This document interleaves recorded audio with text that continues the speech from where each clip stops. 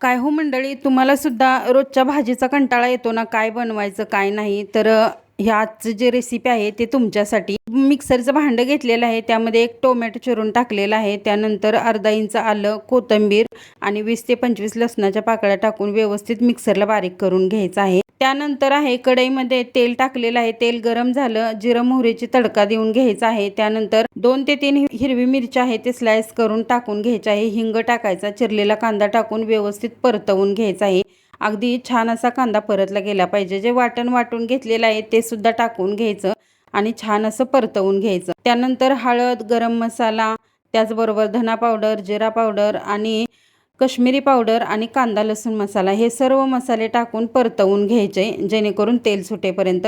वरतून छान अशी कोथिंबीर टाकायची आणि त्यानंतर 1 ते 1.5 ग्लास पाणी वतायचं आहे आणि चवीनुसार मीठ घालून घ्यायचं आहे. कसुरी मेथी टाकायची आहे आणि व्यवस्थित हा रश्शाला उकळी आली का त्यामध्ये शेव टाकून घ्यायची आहे. त्यानंतर जास्त शिजवायचं नाही, 1 ते 2 उकळी काढून घ्यायची आहे. कोथिंबीर घालायची, छान अशी आपली शेवभाजी तयार.